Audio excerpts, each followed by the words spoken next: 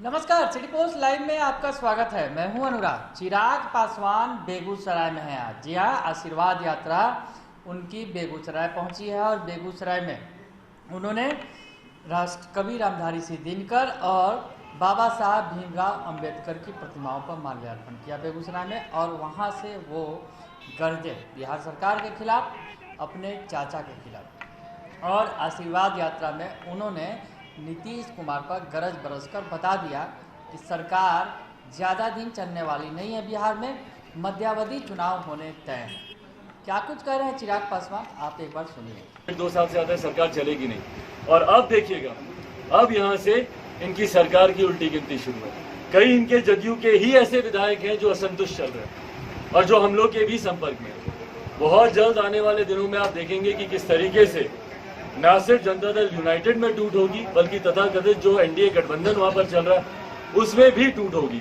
और उसके बाद, जैसा मैं बार बार कहता हूं कि मध्यावधि चुनाव बहुत जल्दी बिहार में होंगे और हम सब कहीं ना कहीं उसी की तैयारी में भी हम लोग लगे हुए हैं। आशीर्वाद यात्रा के माध्यम से जहां एक तरफ मेरा संकल्प है कि मेरे परिवार के लोगों ने जब मुझे अब धोखा दिया तो अब बिहार की जनता के अलावा मेरे पास कोई बचा नहीं है, तो एक तरफ जहां उनसे आशीर्वाद लेना मेरी प्राथमिकता है, वहीं दूसरी तरफ अपने संगठन को कैसे मजबूत किया जाए, बिना इस बात की चिंता किए हुए कि भैया अभी गठबंधन में कौन है नहीं है, कौन साथ है कौन विरोध में है, मैं किसके साथ हूँ नहीं हूँ, बिना इस बात की चिंता किए हुए, क्योंकि समय फिर से कम है।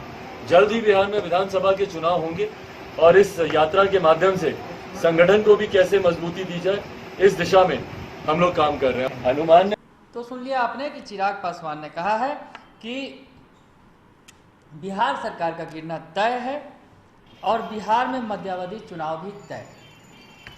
चिराग पासवान ने दावा किया है कि जदयू के कई बड़े विधायक उनके संपर्क में हैं और जदयू के साथ साथ एनडीए में भी जल्द टूट होने वाली है। चिराग पासवान का ये दावा है कि जदयू ही नहीं, एनडीए में बड़ी टूट होने वाली है और एनडीए के जेडीयू के कई विधायक उनके संपर्क में हैं और सरकार गिरना तय है, ये कह रहे हैं। चिराग पासवान ने यह भी कहा कि उनके चाचा और भाई ने उन्हें धोखा दिया, तो अब उनकी हैसियत नहीं है कि वह दूसरे पर धोखा देने की बात कह सके।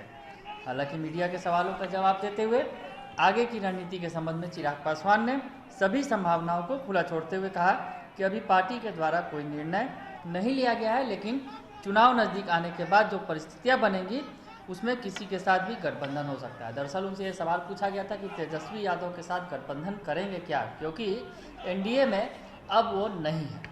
तो चिराग पासवान ने कहा कि वो चुनाव के वक्त जैसी परिस्थितियां होंगी वैसा काम करेंगे, यानी ऑप्शन खुला हुआ है चिराग पासवान के लिए कि वो आगे किसके साथ जाएंगे। तो चिराग पासवान आज बेगूसराय में आशीर्वाद यात्रा के क्रम में उन्होंने साफ साफ कह दिया, नीतीश कुमार को खूब सुना दिया और कहा कि नीतीश कुमार चुनाव की तैयारी कर रहे हैं और वो पलटी मारने वाले नेता रहे हैं, कभी भी पलटी मार सकते हैं। वो मुख्यमंत्री कार्यालय से ज़्यादा पार्टी कार्यालय में समय देते हैं और वैसे नेता के बारे में आप समझ सकते हैं कि जब वो उन्हें दरअसल जो कम सीटें आई हैं वो बर्दाश्त नहीं हो रहा है नीतीश कुमार को, और वो चाहते हैं कि फिर से चुनाव कराएं और कोशिश करें कि ज़्यादा बीजेपी को पटखनी दें। इस तरह की बात करते हुए दिख रहे हैं चिराग पासवान। तो चिराग पासवान ने आशीर्वाद यात्रा के दौरान नीतीश कुमार को ज़बरदस्त लपेट लिया और कहा कि उनके कई सारे विधायक जो है संपर्क में हैं और एनडीए, जेडीयू तो जेडीयू, एनडीए भी ज़्यादा दिन तक टिके रहने वाली नहीं है, एनडीए में बड़ी टूट होने वाली है। बने रहिए सिटी पोस्ट लाइव के साथ, तमाम खबरों से आपको अपडेट कराएंगे। फिलहाल के लिए इतना ही, धन्यवाद।